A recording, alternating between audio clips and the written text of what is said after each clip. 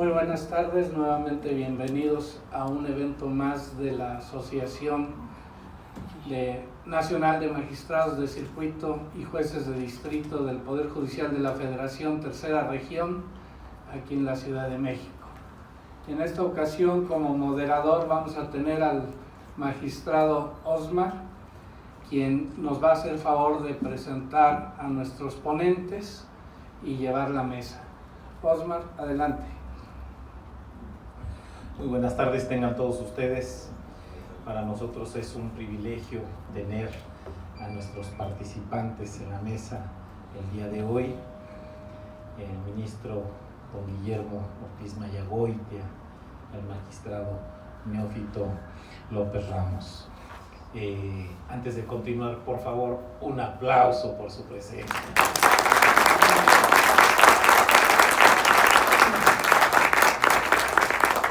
En realidad eso no lo es. Y bueno, agradecer la asistencia de todos ustedes que estén aquí presentes, muestra el interés que tienen en estos temas, que por supuesto, como miembros del Poder Judicial de la Federación o en los foros académicos o jurídicos respectivamente, pues evidentemente son temas que tenemos que abordar, y más el día de hoy con las innovaciones jurídicas, legislativas, en fin, muchos temas que abordar.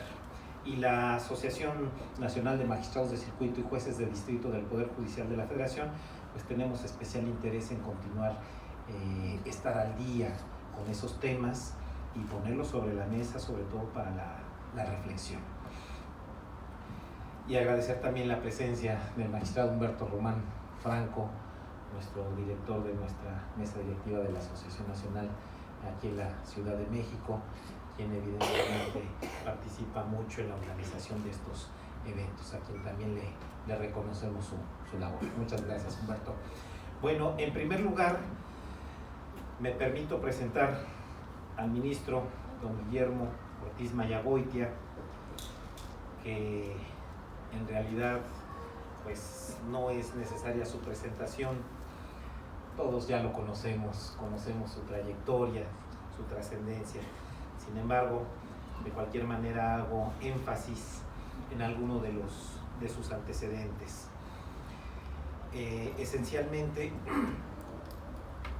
pues toda la carrera judicial que tiene en nuestro Poder Judicial de la Federación, ocupando distintos cargos en sus diferentes órganos, y lo conocemos pues como ministro de nuestra Suprema Corte de Justicia de la Nación, hoy en retiro, pero con toda la trayectoria en las diferentes etapas, desde antes de ser juez de distrito, magistrado y ministro de la Suprema Corte de Justicia de la Nación. Cursó la licenciatura en Derecho en la Facultad de Leyes de la Universidad Veracruzana. Qué bello estado, Veracruz, por cierto. Hay países del primer mundo. Tiene, por supuesto, distintas actividades de carácter académica, profesor en distintas instituciones, como lo es el Instituto de Especialización Judicial de la Suprema Corte de Justicia de la Nación, ahora Instituto de la Judicatura del Poder Judicial de la Federación, en donde impartió diversas materias, conferencias también en instituciones académicas y gubernamentales, en la barra de abogados, en diferentes entidades de nuestro país, temas de amparo, agrario, constitucional, Poder Judicial de la Federación, entre otras. Tiene escritos diferentes trabajos por encargo del Instituto de Especialización Judicial, el Instituto de la Judicatura del día de hoy, una monografía sobre amparo en materia agraria que aparece en el Manual del Juicio de Amparo, publicado en la editorial Temis, entre otros. Reconocimientos y preseas de diversas universidades, de distintas entidades federativas y de distintas universidades también. Y bueno, también estuvo en el Poder Judicial del Fuero Común, en Poza Rica, Veracruz. Bueno, no abundo más, que tiene un listado bastante extenso. Insisto, creo que todos nosotros conocemos esa trayectoria y nuestro mayor reconocimiento, señor ministro, y le cedo el uso de la palabra. Muchas gracias, unas buenas tardes a todos y muchas gracias por ese aplauso inicial que me despertó, la verdad. Después de una muy sabrosa comida, el sentido de la siesta para mí es casi obligatorio.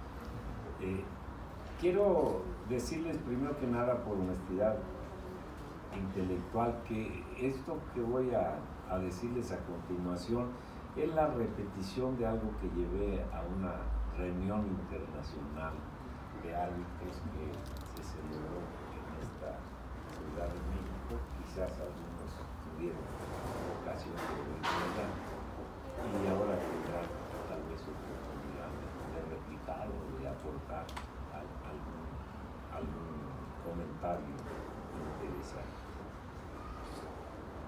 La historia del arbitraje en México es común a la de muchas otras latitudes.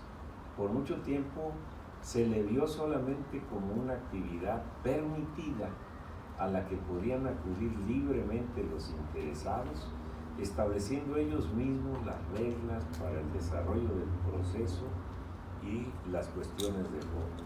Sin embargo, no hubo impulsos oficiales para estimular esta actividad, sino hasta años recientes. Hasta hace poco tiempo, los legisladores ordinarios tenían la facultad de regular o no los medios extrajudiciales de resolución de controversias y habilitar a los particulares para que, sobre la base de la libertad contractual, pudieran acudir al arbitraje. El fundamento de esa potestad legislativa, dijo la Suprema Corte, era negativo, pues consistía en que nuestra Constitución no prohíbe como actividad el arbitraje. Y si no la prohíbe, para los particulares está permitido. La relevancia que fueron cobrando los medios alternativos de solución de controversias dio lugar a su incorporación en el texto supremo de nuestra Constitución. Así, el 18 de junio de 2008 se publicó en el Diario Oficial de la Federación la reforma al artículo 17 de nuestra Carta Magna, en el que ha quedado dispuesto de manera contundente que las leyes secundarias establecerán mecanismos alternativos para la solución de controversias. Esta reforma, que elevó el arbitraje y a todos los medios alternativos de resolución de controversias a rango constitucional, por sí sola demuestra la importancia y trascendencia que nuestro orden jurídico nacional le reconoce a la actividad de los árbitros. Pues en México, cuando algo se toma muy en serio, se incorpora a la Constitución como máximo instrumento que recoge la voluntad política e imprime estabilidad y permanencia a las nuevas figuras jurídicas que se incorporan al texto constitucional.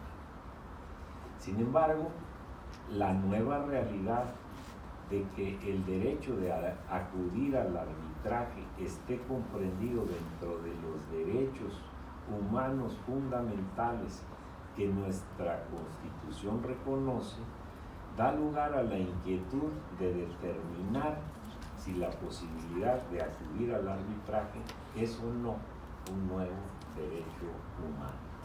Y esto es muy importante, porque dependiendo de la decisión que se alcance, las consecuencias de derecho serán distintas y aumentarán o no la tensión que puede haber entre los árbitros y los jueces del Estado. Me explico. Los jueces del Estado mexicano tienen la obligación de promover, difundir, proteger y garantizar los derechos humanos, aún en contra de lo pactado por las partes. Conforme a esta facultad, si el derecho de acudir al arbitraje es un derecho humano, los jueces podrán establecer de oficio cuáles son las características esenciales que lo configuran y podrán también cerciorarse en cada caso que sea de su conocimiento que todas ellas se hayan satisfecho, con lo cual se estaría introduciendo la violación de derechos humanos como una nueva causa de invalidez de los laudos arbitrales. La solución de si es o no un derecho humano el arbitraje no está dada jurisprudencialmente. Inclusive la Corte, en una de sus más recientes resoluciones en las que aborda este tema, dijo que en ese caso concreto no era necesario elucidar y decidir si el derecho de acudir al arbitraje es o no un derecho humano. La oposición se da y se entiende con facilidad entre quienes aseguran que el derecho humano es la opción, el poder ir al arbitraje, pero no la regularización, la reglamentación en sí del arbitraje. Y así parece sencilla la solución. Derecho humano, autar, nada. Quiere decir esto que la Constitución manda a los particulares a un arbitraje totalmente libre de control por parte del Estado. Hay quien entiende que esto no puede ser así. Les recuerdo que la Corte Interamericana de Derechos Humanos sustenta en una de sus primeras jurisprudencias que los derechos humanos son meramente enunciativos y que es labor del operador jurídico dotar de contenido a estos enunciados esenciales. Por ejemplo, un derecho humano se expresa simplemente como está prohibida la explotación del hombre por el hombre. Y esto mentalmente yo no lo relacionaba con la usura, pero la Suprema Corte de Justicia sí, y determina entonces que el cobro de intereses excesivos es una forma de explotación del hombre. Entonces, ¿qué pasa con este derecho de acudir al arbitraje? ¿Se puede llenar de contenido por los jueces, sí o no? Está pendiente la decisión. Habrá quien diga que no es derecho humano, habrá quien diga que sí lo es. Esto es importante porque dependiendo la decisión que se alcance sobre la naturaleza de este derecho incorporado a la Constitución, libertad para acudir al arbitraje y no a los tribunales oficiales del Estado, genera consecuencias jurídicas distintas en torno a la institución. Otro punto que debe ser motivo de atención es el relativo a si los árbitros tienen o no el deber de preservar los derechos humanos de las partes dentro del proceso arbitral, como lo hacen los jueces del Estado, así como dimensionar las consecuencias jurídicas de la determinación que se adopta. Un buen ejemplo de este tema es el relativo al pago de intereses. La jurisprudencia mexicana, como acabo de señalarlo, obliga a los jueces oficiales del Estado mexicano a reducir el monto de los intereses pactados cuando adviertan que estos son excesivos. Esto en cumplimiento al derecho humano de no explotación del hombre por el hombre. ¿Cómo deben actuar los árbitros cuando se encuentren en situaciones parecidas? Es decir, en una contienda donde el árbitro o el tribunal arbitral advierte que los intereses pactados son excesivos, abusivos, como quieran calificarse, ¿qué pueden o qué deben hacer? Una primera pregunta es, ¿deben salvaguardar el derecho humano de que se trata y reducir por decisión propia el monto de los intereses? O bien, deben emitir condena en los términos pactados sobre la base de que la obligación de preservar y garantizar los derechos humanos les corresponde exclusivamente a las autoridades, como son los jueces, y ellos, los árbitros, no tienen ese carácter de autoridad. Tampoco este punto concreto de si los árbitros no tienen el carácter de autoridad ha quedado definido jurisprudencialmente. Conozco dos precedentes aislados en donde se dice que los árbitros como particulares no son equiparables a autoridad para efectos del amparo. Pero la verdad es que la mayoría de las veces los jueces federales y los tribunales han eludido el tema y han decretado el sobreseimiento de juicios que se promueven contra actuaciones procesales arbitrales con el argumento de que hay un recurso ordinario que debe agotarse previamente al amparo, como es el juicio de reconocimiento del laudo, o su antagónico, que es el juicio de nulidad del laudo. Entonces, también es muy importante determinar si el árbitro es autoridad, pues queda compelido por el artículo 1 de la Constitución, igual que los jueces, a difundir, respetar y proteger los derechos humanos. Si no es autoridad, esta norma no le resulta de observancia obligatoria. ¿Cuáles serían las consecuencias de una u otra posición? Veamos. Si el árbitro dice yo soy particular y por lo tanto no me son obligatorias las jurisprudencias de la Corte ni tengo obligación de salvaguardar los derechos humanos. Por lo tanto, condena al pago de intereses usurarios tal como fueran pactados. Esta decisión deja abierta la probabilidad de que al pedirse el reconocimiento o la nulidad del laudo ante un juez, esa condena se anule por ser contraria al orden público mexicano.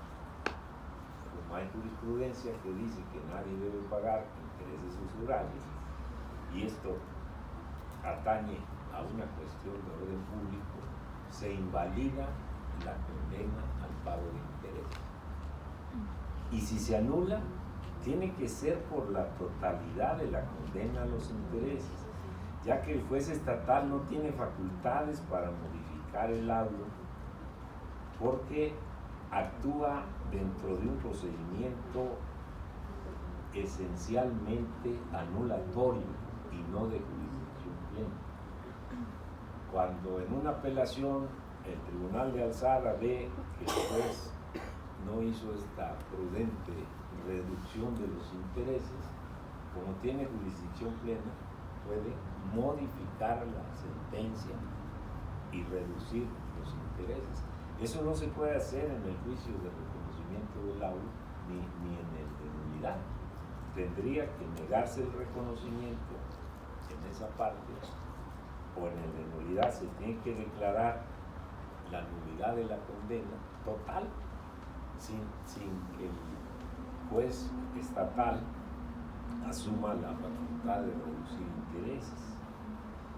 En estas condiciones, la nulidad de un laudo deja un vacío en la administración de justicia, porque los árbitros ya cumplieron su cometido al dictar el laudo y en ese momento el tribunal desaparece, salvo en algunos asuntos secuenciados en el pacto arbitral. Se permite que los árbitros vayan resolviendo a través de varios laudos la resolución. Lo normal es que al dictar el laudo, el tribunal arbitral desaparece. Entonces, y hay tesis de colegiado en el sentido de que no se puede conceder ningún amparo para el efecto de obligar a los árbitros a dictar una nueva resolución modificando el sentido de la condena, como sería el caso de reducir los intereses. Y esto, al revés, en los juicios formales ante jueces estatales, se hace con mucha frecuencia. Tratándose de la nulidad del laudo arbitral, digo, queda un vacío en la administración de justicia porque esta parte de la litis, la relativa al cobro de los intereses excesivos, queda sin resolver.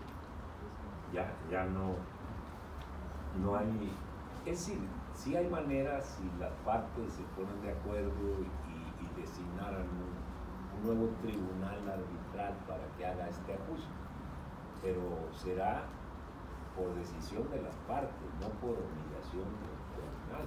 Inclusive podrían designar a nuevos árbitros. Me interesó mucho esta tesis, a ver si el autor nos dice algo más sobre el No se puede obligar a un tribunal arbitral en el amparo a modificar el laudo, a juzgar violaciones de procedimiento. Es solamente una jurisdicción anulatoria y la única potestad del juez es decir que se anule, como lo hace el Tribunal Fiscal, por ejemplo, anula y ya. En el otro lado de la moneda, el Tribunal Arbitral reduce de oficio el cobro de los intereses hasta el monto en que no sean usurables. En este segundo caso, el laudo sí va a resistir el examen judicial, pero los árbitros en lo personal van a quedar expuestos a una demanda civil de daños y perjuicios por parte de quien sufrió la reducción, porque no fueron facultados por las partes para ejercer el control de convencionalidad ni la defensa oficiosa de los derechos humanos de las partes. Por eso les decía yo, es muy importante que si la opción de acudir al arbitraje se ve en sí misma como un derecho humano, entonces los juzgadores pueden atribuirle estos contenidos al derecho humano de acudir al arbitraje y llenarlos a través de su interpretación. Pero si no es un derecho humano, el derecho humano se reduce a la potestad de elegir una u otra forma de resolver el problema, pues entonces sí pasan estas cosas. Yo no conozco ningún caso real en el que se haya presentado el problema de que el árbitro diga voy a reducir los intereses porque esto es contrario a los derechos humanos. Lo que sí me resulta evidente es que en las transacciones, sobre todo en las de naturaleza mercantil, se suelen establecer elevados intereses ordinarios, intereses moratorios y penas convencionales por incumplimiento. Muchas veces estas cargas secundarias a la suerte principal abultan el cobro a cantidades verdaderamente excesivas. Este aspecto también puede ser objeto de tensiones entre el arbitraje y los tribunales del Estado. El punto tendrá que precisarse a través de la jurisprudencia, pero esa probabilidad no conjura los riesgos apuntados mientras ello sucede.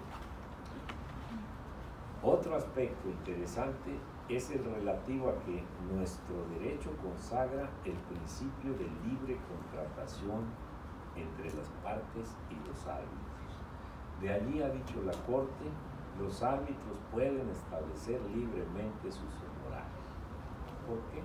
Se trata de la prestación de servicios profesionales, igual que cuando uno va con un abogado y cobra muy caro, algunos abogados, bueno, pero se da esta libertad de contratación. De aquí resulta también que cuando se judicializa la validez del laudo, los árbitros no tienen participación alguna en el juicio correspondiente.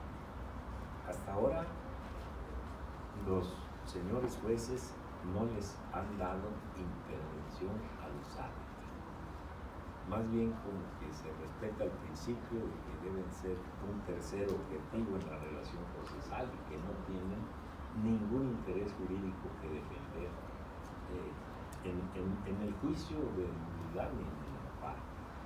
Personalmente, como ministro de la Corte de Justicia, escuché a algunos árbitros por su propio interés, no el de las partes, alegándome que su laudo estaba bien dictado y que era válido. También me dijeron que de llegarse a decretar la nulidad del laudo, probablemente serían objeto de demandas civiles en su contra. Creo que hay una tendencia a este hecho de, después de concluir el juicio arbitral, la parte que perdió entra en sospechas y presenta demandas. De esto tengo noticias solamente que sí hay casos. Para mí es evidente que los árbitros no tienen ningún interés personal en la ejecución del laudo. Sin embargo, cuando se demanda la nulidad del laudo por causa imputable a los árbitros, desde mi punto de vista personal, sí debe dárseles participación en el procedimiento judicial. Porque efectivamente, si la nulidad obedece a una mala actuación de los árbitros, esto les podría generar algún tipo de responsabilidad personal.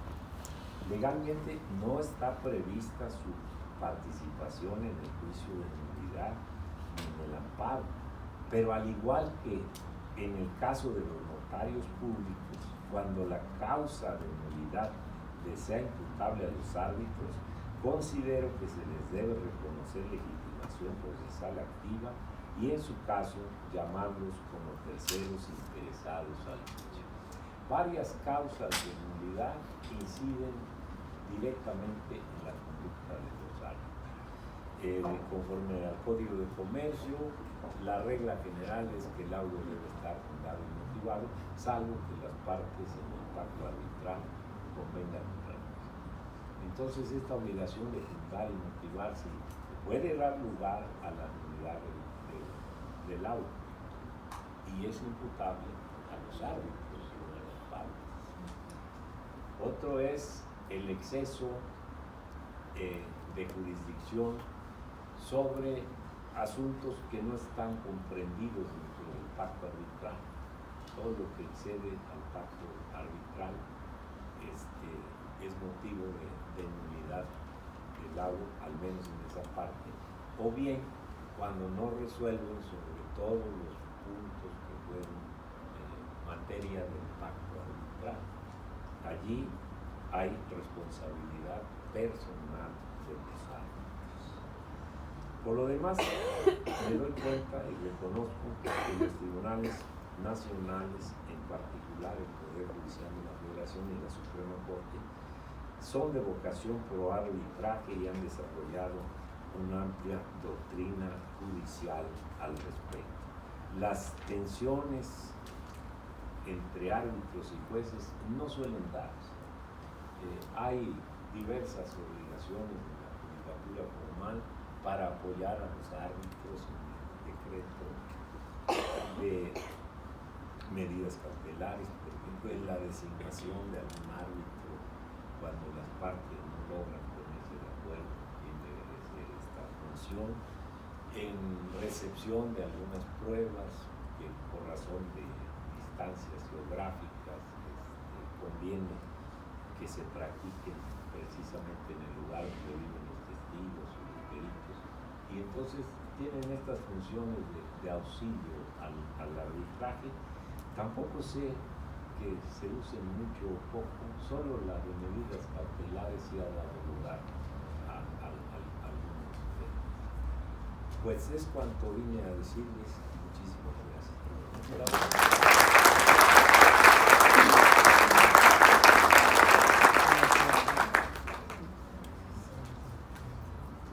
Muchas gracias, señor ministro. En este tema de la relación entre la judicatura y los árbitros, pues vamos a encontrar muchos tópicos de discusión. el ministro en retiro, don Guillermo Ortiz Mayagoitian, ya nos expresa algunos puntos de discusión, de debate, que evidentemente yo creo que en la cabeza de cada uno de ustedes empezamos a construir y empezamos a llevarlo a los temas concretos, a la realidad, a lo que se vive el día de hoy. Los puntos que mencionaba el señor ministro, de los medios alternativos de solución de controversias, qué temas, qué legislación, qué jurisprudencia, los alcances de estos medios, qué tipos de medios, las reformas constitucionales, en qué consisten, cuáles son sus alcances, el concepto como tal del arbitraje, hasta dónde lo podemos llevar jurídicamente hablando, y considerado esto también ya como un tema de derecho humano, el acceso a, ya como derecho fundamental, hasta dónde sí y hasta dónde no. Y con ello también, pues sí, el acceso al arbitraje, y por el otro lado, y por supuesto, el acceso a los tribunales. En qué contextos sí, en qué contextos no, cuál es la norma aplicable a cada caso concreto. Y vamos a hablar de los laudos arbitrales necesariamente, cómo culminan, su fundamentación, su motivación, el tema de su ejecución. Mencionaba el señor ministro también los árbitros, cuál es su función, cuáles son sus facultades, hasta dónde pueden llegar, cuándo se rebasa lo pactado para los fines del arbitraje, el árbitro funge o no como autoridad, sí o no, la ejecución, el cumplimiento de los laudos. Definitivamente son muchos los tópicos que nos pone sobre la mesa el señor ministro, y que evidentemente nos llevan a la reflexión y nos evidencia cuál es el contexto de lo jurídico en todos estos temas.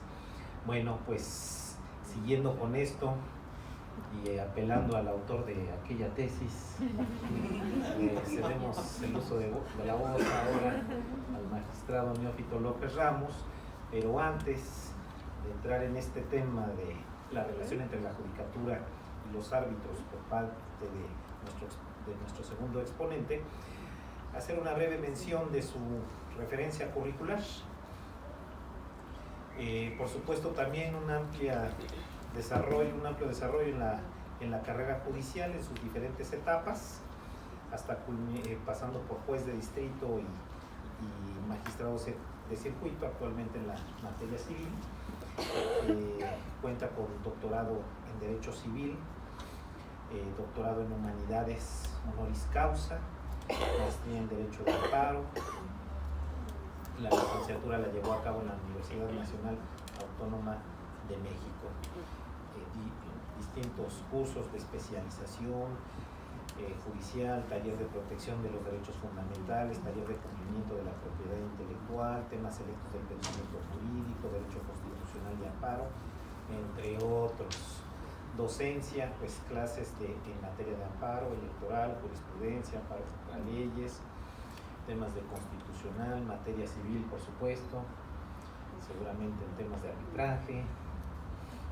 En fin, también omito dar lectura completa a toda su referencia curricular, bastante amplia, nada más hago mención de estos aspectos relevantes, y para no distraer más, le cedo el uso de la palabra al magistrado López Ramos, por favor.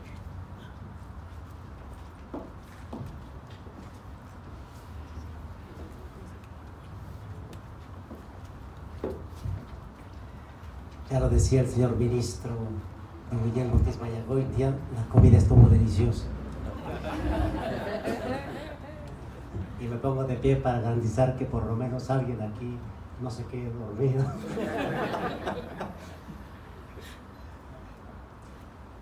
Tuve el privilegio de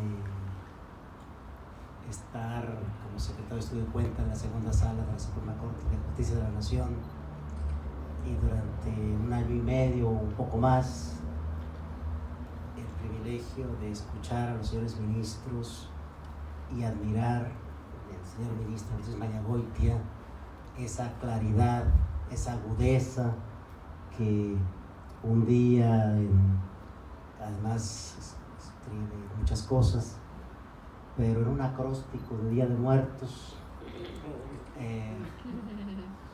se me ocurre decir habiendo visto uno que hizo él, identificar en cada uno de los señores ministros de la segunda sala en esa época, de esa segunda sala de la primera, de la novena época de la primera integración, encontrar en cada uno alguna cualidad. Y bueno, esa agudeza, señor ministro, esa cualidad de pensamiento, y que además me deja ahora con muy poco que decir, porque en esta relación árbitro-juez ya tocó puntos medulares. La base del arbitraje es la autonomía de la voluntad. Hay una parcela del patrimonio de las personas que es disponible, donde el Estado permite al particular contratar y disponer sin limitación. Bueno, si hay una limitación, finalmente hay un orden público, pero si no se está en materias donde el juez del Estado es el único que puede resolver, fuera de esa parcela, el gobernado, el particular, está en aptitud de someterse y elegir a su juez. Ese tercero que va a resolver está dotado de esa facultad por voluntad de las partes. Y esa voluntad puede constar en una cláusula del contrato.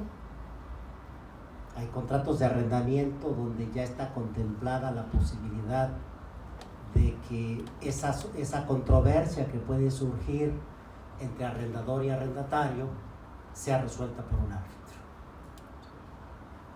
Y generalmente se establece un procedimiento en el propio contrato de arrendamiento donde desde luego no debe dejar de establecerse el cumplimiento a las formalidades esenciales del procedimiento.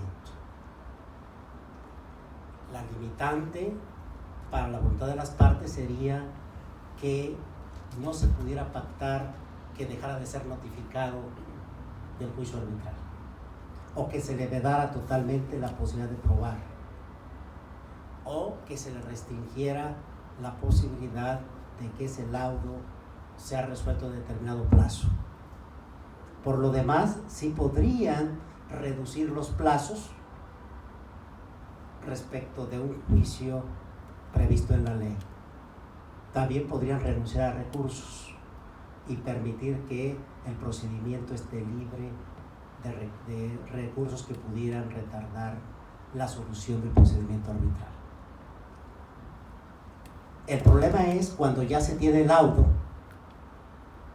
y me voy a dirigir aquí en este aspecto a la materia civil, porque hay instituciones como la Profeco que en ese procedimiento entre proveedor y consumidor pueden llegar a someterse al arbitraje y permitir que la Procuraduría Federal del Consumidor decida esa controversia.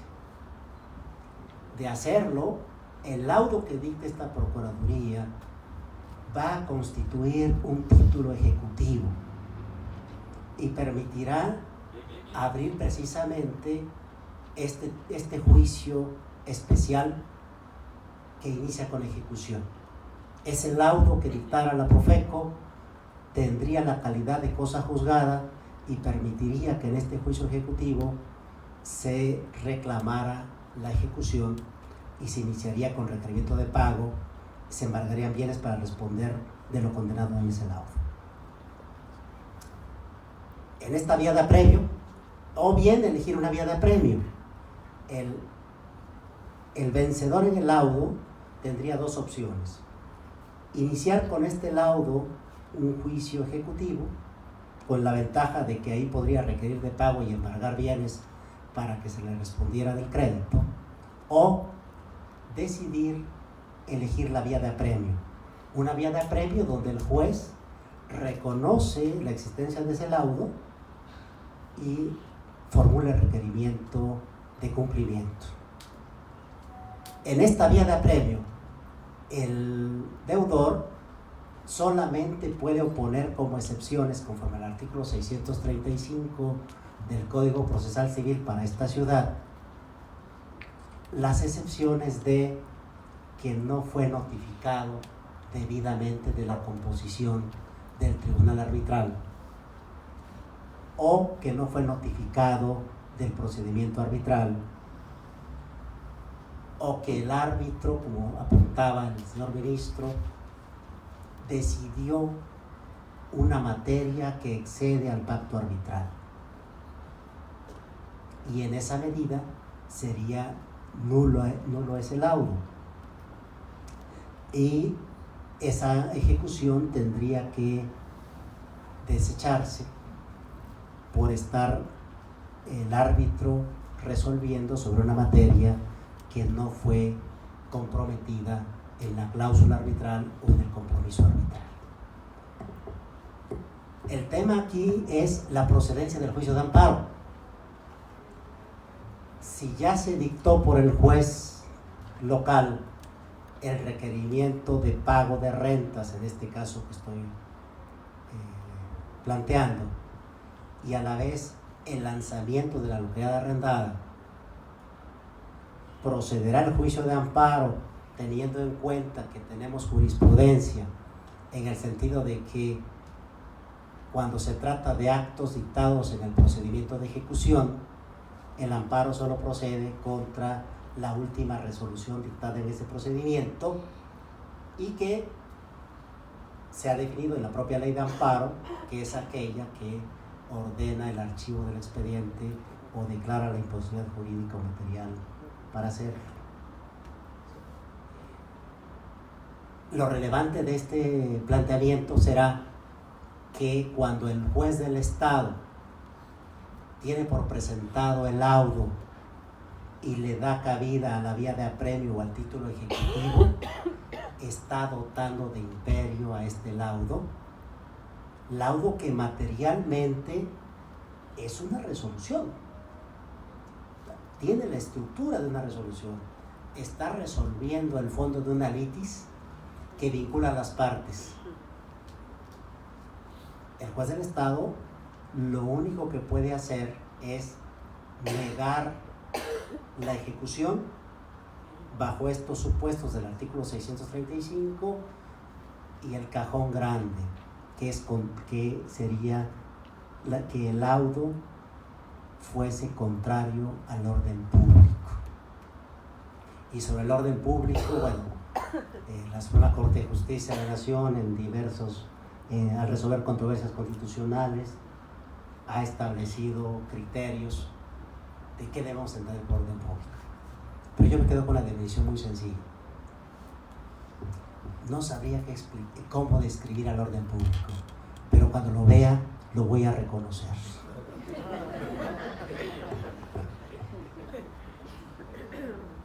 Eso es en el aspecto civil.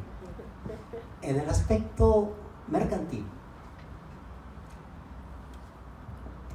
tenemos una colaboración juez-árbitro, donde la regla es la mínima intervención del juez del Estado.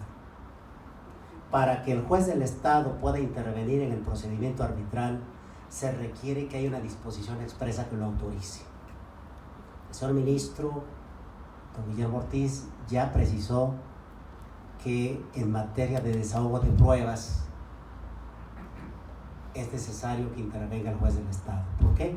Porque el árbitro no podría vincular a otro particular para que le permita, por ejemplo, el acceso a su establecimiento para el desahogo de una prueba pericial en contabilidad, o para vincular al testigo para que se presente forzosamente y que pueda rendir su testimonio. También interviene, como ya se apuntó, en la composición del tribunal arbitral. Las partes dijeron que sea un árbitro, pero no dijeron quién. Y si en el momento del litigio no hay esa voluntad y esa intención de integrar el tribunal arbitral, finalmente es el juez el que va a terminar decidiendo a través de una jurisdicción voluntaria quién es el árbitro. O bien ya están designados los dos, pero no está designado el tercero, si es que son tres. entonces el juez podría designar al tercer árbitro. En cuanto a los honorarios, si no hay acuerdo sobre los honorarios, el juez podría terminar decidiendo a cuánto ascienden los honorarios del árbitro. Esta relación, entonces, árbitro-juez, proviene de la ley. Si hay disposición expresa de la ley, entonces el juez sí puede intervenir. Pero los juicios de nulidad del laudo o de ejecución del laudo son para el juez del Estado y para los particulares el mecanismo por el cual se puede, diríamos, ejercer un control sobre esta actividad arbitral. ¿Por qué? Porque en la medida en que el deudor se opone a cumplir con el laudo y promueve un juicio de nulidad, en esa medida estará planteando una controversia específica sobre ese tema. La pretensión ahí es que se declare que el laudo es nulo, por las mismas causas que se negaría la ejecución del laudo. Si comparamos las causas de nulidad con las causas por las cuales se puede negar la ejecución del laudo oficiosamente, vamos a encontrar que se trata de las mismas. Y tienen que ver no con aspectos de fondo del laudo, sino con aspectos formales. Esto es la integración del tribunal, la notificación de la composición del tribunal, la capacidad de las partes al celebrar este acuerdo arbitral, que incidirían precisamente en la piedra angular. Si la piedra angular es el acuerdo arbitral, el compromiso arbitral, y quien lo celebró no tenía esa capacidad de disposición, esa capacidad para obligarse, pues entonces el laudo se cae precisamente porque la base es el acuerdo que carecía de capacidad para obligarse. El punto más importante de aquí quizás sea muy interesante, señor ministro, este planteamiento de si el árbitro puede hacer control de convencionalidad. Ya de por sí se discute si el árbitro es o no autoridad.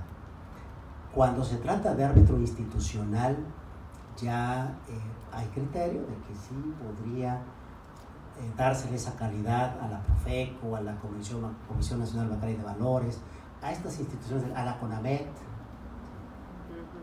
pero no al árbitro privado. El árbitro privado está excluido, y aquí el señor ministro planteó este símil con el notario. El notario también, sabemos, no es autoridad por regla general. Habrá quizá algún caso donde el notario sí pueda ser considerado autoridad, pero hasta ahorita el árbitro privado no es considerado autoridad. Pero en la medida en que está resolviendo una controversia sobre derechos patrimoniales, y este tema de la usura, si hay la obligación del Estado mexicano de respetar este derecho humano y la jurisprudencia de la Suprema Corte que establece que la usura debe ser remediada, debe ser regulado el interés, y los jueces del Estado estamos obligados a tomar en cuenta la naturaleza del crédito y en función de esa naturaleza tomar en cuenta las reglas. Por ejemplo, si es un crédito personal, tenemos que acudir a lo que cobran los bancos en tarjetas de crédito. Si es un crédito hipotecario, a las tasas bancarias en ese tipo de créditos. Si es crédito automotriz, tomamos como referencia el monto promedio de esos créditos que son hechos notorios. ¿Por qué el árbitro no? Sí. Si el árbitro al final está decidiendo una controversia de derechos patrimoniales, que evidentemente sí podrían llegar a ser usurarios. No es lo mismo que el interés sea usurario en sí mismo, porque la el porcentaje fijado represente una obligación que con el tiempo va a exceder notablemente a la obligación principal, a que por mora del deudor, aunque el porcentaje sea razonable, por el transcurso del tiempo se convierta en una deuda que vaya a representar 4 o 5 veces o más la obligación principal. Son dos cosas distintas. Aquí lo que se cuestionaría es el monto pactado para efectos del cálculo de los intereses, no la mora en sí misma. ¿Sí? Si ocurre, como está ocurriendo, que en los juicios civiles aquí en la Ciudad de México, en el primer auto los jueces remiten, no obligatoriamente, pero les dicen a las partes: te recuerdo que aquí en el tribunal hay un centro de mediación y que puedes llegar a un convenio, a una solución alternativa de la controversia. Si eso tuviera auge, creo que tendríamos más asuntos todavía. Hasta este momento tenemos pocos asuntos de arbitraje. Si hacemos un recuento al año, realmente es muy difícil encontrar asuntos en los tribunales. Y eso refleja que hay una buena recepción y aceptación de los laudos, porque si llegan a nosotros es que no cumplieron con aquello que se obligaron. En la medida que tenemos pocos asuntos, implica que el arbitraje está funcionando. Quiero plantearles por último un caso que resolvió el 14º colegiado en materia civil el año pasado, que me parece que sí podría afectar muy duramente al arbitraje. El caso es que se presenta un laudo para ejecutarse en materia mercantil y el juez civil niega la ejecución del laudo porque no se presentó el original autenticado. Se interpone la apelación y la sala confirma esa sentencia. El tribunal colegiado se ocupa del tema de qué se debe entender por laudo autenticado y decide que ese laudo se entiende autenticado si es que está certificado por un corredor público o por un notario. ¿Qué es lo delicado de esto? Lo delicado es que, yo a lo que señor ministro, el tribunal arbitral, una vez que resuelve, desaparece. Podrá existir alguna posibilidad de que se mantenga si es que tiene que aclarar algo o las partes lo solicitan, pero no va a estar después de eso. Y si los árbitros no son necesariamente mexicanos todos, ¿quién va a dar fe de que ese laudo fue firmado precisamente por esos árbitros? Y se complicaría más si el laudo proviniera del extranjero, porque estaríamos exigiendo, bajo el estricto concepto de autenticación, que el estado donde se dictó tuviera que hacer, las partes tuvieran que hacer un trámite de apostillamiento, donde la autoridad se cerciorara de que esos árbitros que se mencionan ahí, efectivamente, de ellos corresponde la firma. La autenticación, hasta donde lo vemos nosotros en la práctica común nuestra, está reservada para nosotros.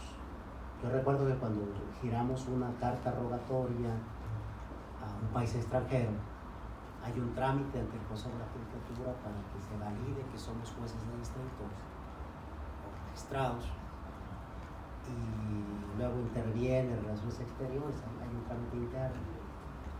para que el Estado, que desahogará la carta rogatoria, se cerciore de que quien está pidiendo la diligencia efectivamente tiene la calidad que se está ocultando. Mi inquietud es, si el árbitro no es una autoridad, no es un funcionario estatal, y le estamos exigiendo la autenticación, ¿quién va a realizar ese trámite?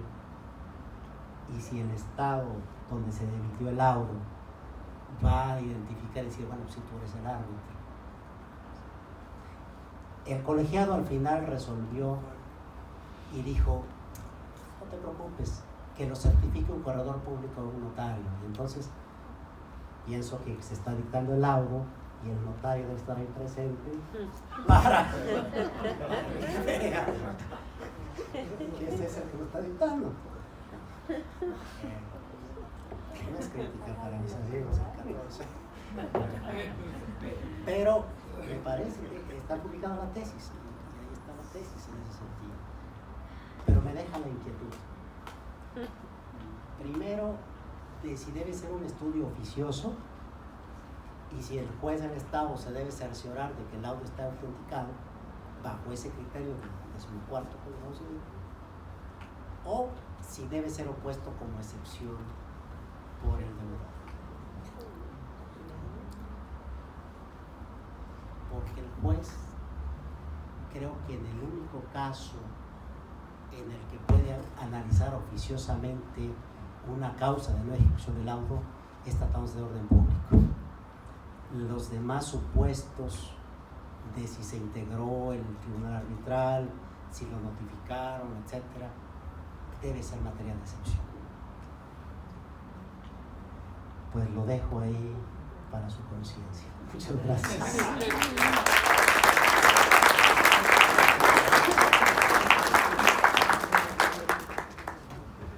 Bueno, pues ya escuchamos algunos criterios de algunos tribunales colegiados en materia de arbitraje.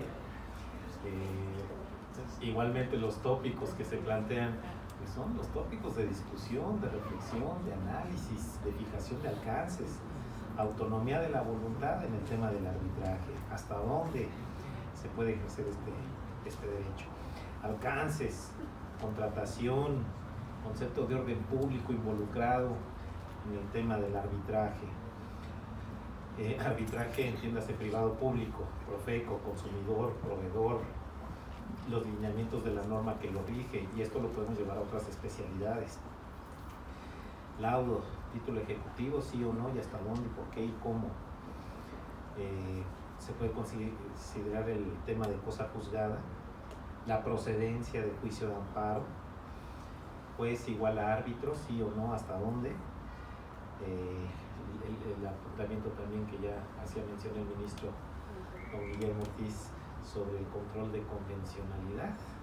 Tenemos que se puede ejercer esto y podemos llevarlo más allá al control difuso, juzgadores, dice actualmente la jurisprudencia, pero a final de cuentas hay autoridades que ejercen una función materialmente jurisdiccional y formalmente no son juzgadores, pero materialmente están ejerciendo una función jurisdiccional. Se puede llevar hasta allá el control de convencionalidad, el control difuso. En fin, son muchos aspectos muy interesantes definitivamente que nos exponen ahora los participantes en este tema. Les agradecemos mucho la participación, la experiencia, el conocimiento, las tesis emitidas. Agradecemos mucho definitivamente su participación y nos honran con ello. Finalmente le cedo la palabra al magistrado Humberto Román Franco para dar las palabras de cierre de esta sesión.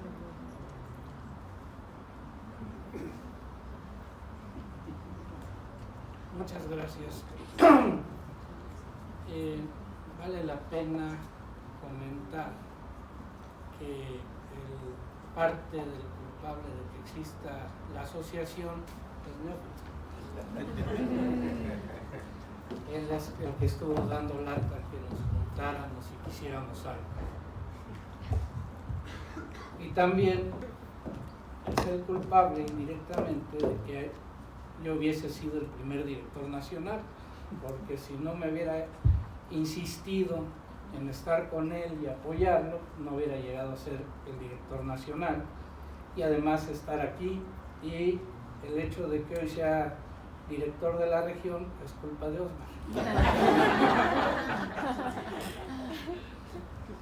Y bueno, no puedo culpar de nada al ministro. Creo que me saldría contraproducente.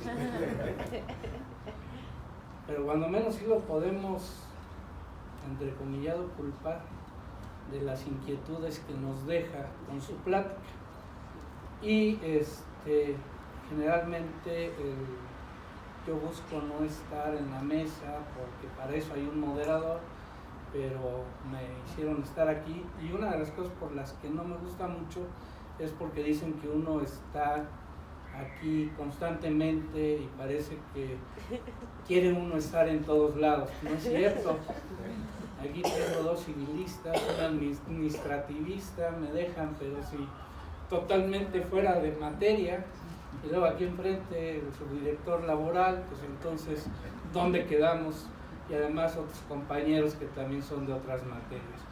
Pero bueno, el tema es muy interesante, sobre todo por la cuestión que, como lo inicia, el arbitraje es un derecho humano, sí o no. Y sobre todo, tomando también en cuenta la cuestión de que cuando menos algunos compañeros y muchos doctrinarios dicen, ahora todo lo quieren llevar a los derechos humanos. Todo lo plantean con el tema de derechos humanos. Y la pregunta es, ¿y de qué otra manera se puede plantear un amparo?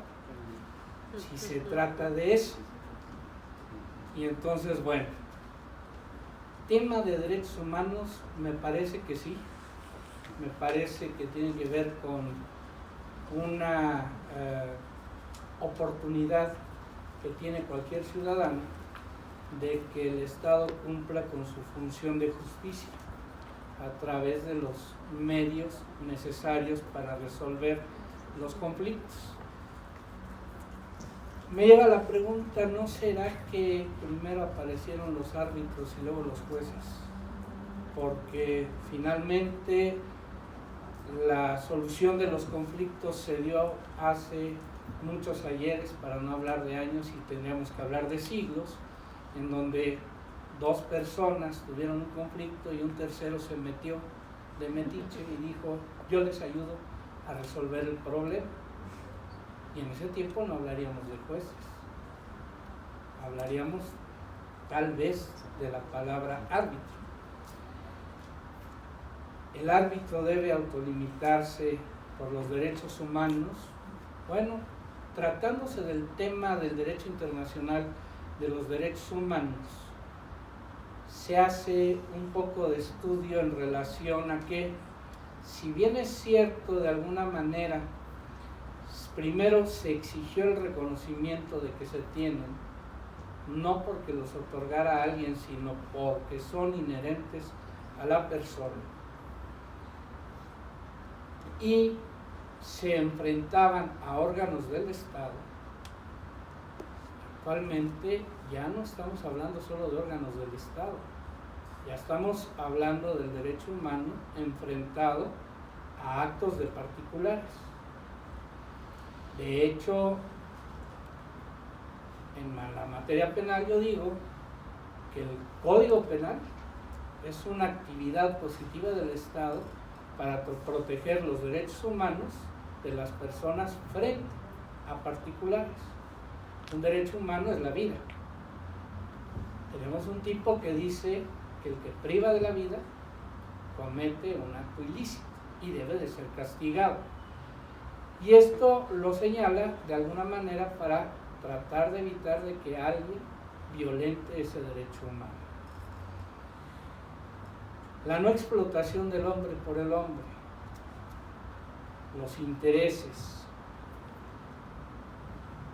Una cosa que me pareció escuchar, tal vez no presté la debida atención, pero muy someramente, es: y si el árbitro cobra mucho, no estará explotando a 2 hombres, quién sabe, pudiera ser, estaría sobre los intereses, porque además, como ellos señalaban, el árbitro público o el árbitro generado por el Estado, pues está bajo una reglamentación y un cobro, pero el privado no tiene esa limitante y podría hacerlo de otra manera.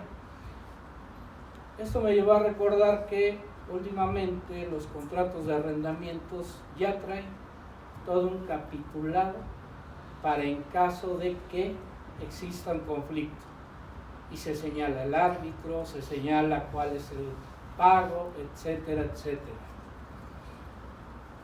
Y tratando de ver este tema hacia la materia penal, en ese momento que estaban ellos hablando, me pregunté, bueno, ¿el policía preventivo no podrá ser un árbitro? Digo, hay accidentes de tránsito, llega el policía y dice, a ver, ¿por qué no se arreglan para no ir y perder el tiempo?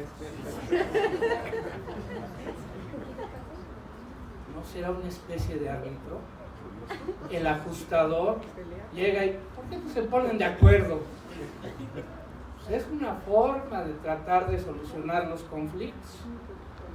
El Ministerio Público en un momento no puede actuar como árbitro saliendo de sus funciones. Cuando pertenecía a la institución, la Procuraduría del entonces Distrito Federal, ahora Ciudad de México, una de las cosas que se hacían es que cuando llegaban, sobre todo en la noche, en la madrugada, que le quitaban el sueño a uno, los accidentes de tránsito, el Ministerio Público actuaba como mediador. ¿Por qué no se arreglan? ¿Para qué quieren perder el tiempo? Y a la hora que se lograba el acuerdo, en una libreta se hacía la anotación para hacer lo que nosotros llamábamos como la improcedencia.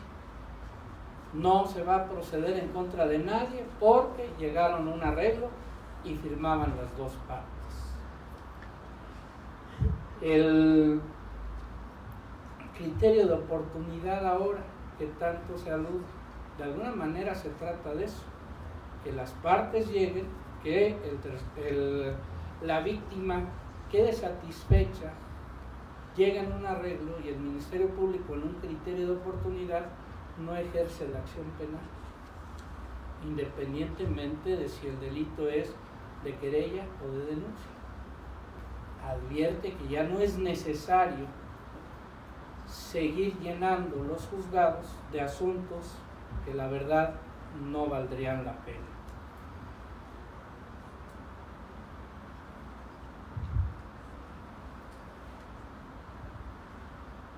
Yo me quedo con los dos en el sentido de hasta dónde llegaremos con esto del arbitraje, porque finalmente, si bien es cierto, como dice Neófito, podrían llenarse los tribunales con situaciones de arbitraje, también podría ser una solución alternativa que despresurice todo el trabajo de los tribunales cuando el árbitro realice un verdadero trabajo en donde permita que las dos partes queden convencidas, satisfechas y no pongan peros en la resolución arbitral.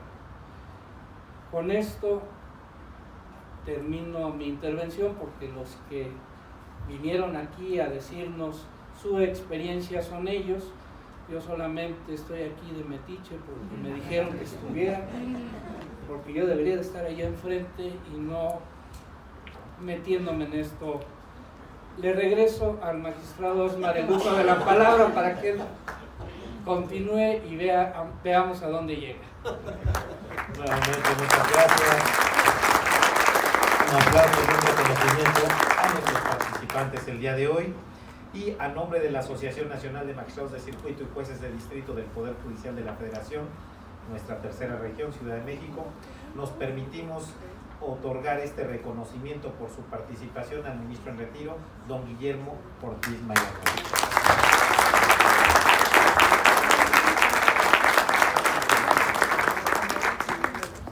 Y en los mismos términos, a nuestro compañero y amigo, el magistrado Neófito López Ramos.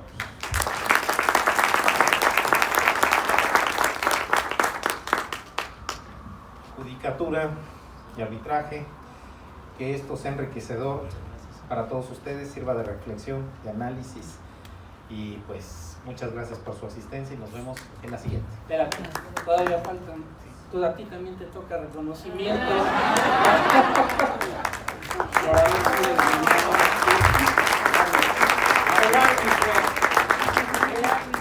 el y por supuesto, con el agradecimiento a todos, al canal judicial, a todas las personas que intervienen.